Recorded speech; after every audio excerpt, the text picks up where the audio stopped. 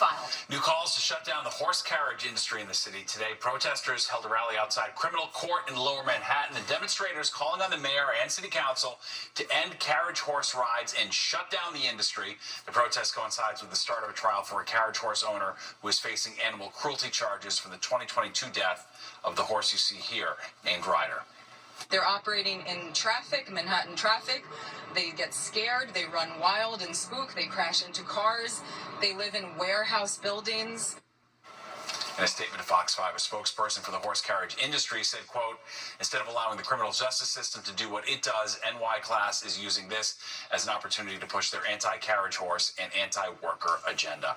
Well, torrential rain turned streets into rivers last year in Brooklyn. Now city officials are trying out new pavement to prevent flooding going forward. Porous concrete will replace pavement. The pavers will allow rainwater and snowmelt to seep through to the ground instead of flooding the sewer system.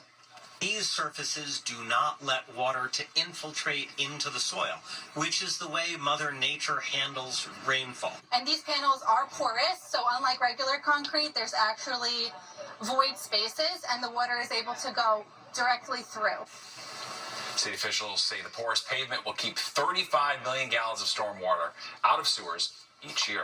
Well, an update now to that massive AT&T data breach affecting more than 100 million customer accounts and those they called and sent text to. The communications giant has reportedly paid the hacker hundreds of thousands of dollars in ransom to delete the stolen customer data. Fox 5's Duarte Geraldino has more. The numbers are as large as the potential for damage. In this latest hack, cyber thugs managed to access the personal data of nearly 110 million AT&T customers. It's horrible. People don't deserve that. That's our personal information. Our phones are our lives. The FBI is now looking into how hackers, reportedly on the dark web, managed to get the records of every phone call, text message for almost all AT&T customers between May 1st, 2022 and October 31st, 2022, in addition to some data from January 2nd, 2023. Though in this attack, hackers could not read text messages or listen to calls.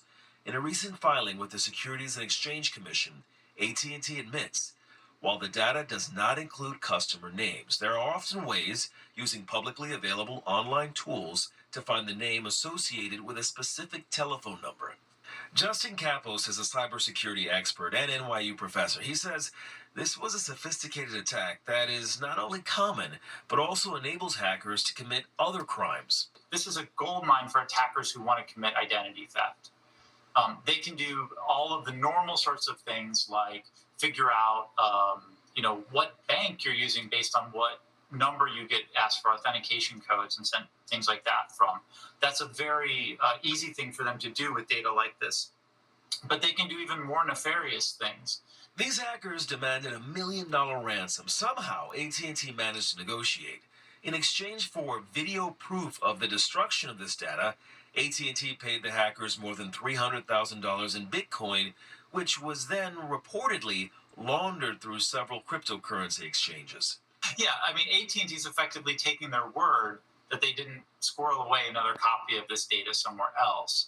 And they did openly say, well, we think some of the data was probably copied and people have access to some parts of it.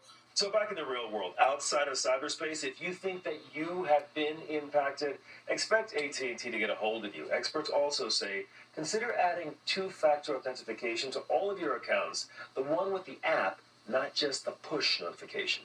Duarte Geraldino, Fox 5 News.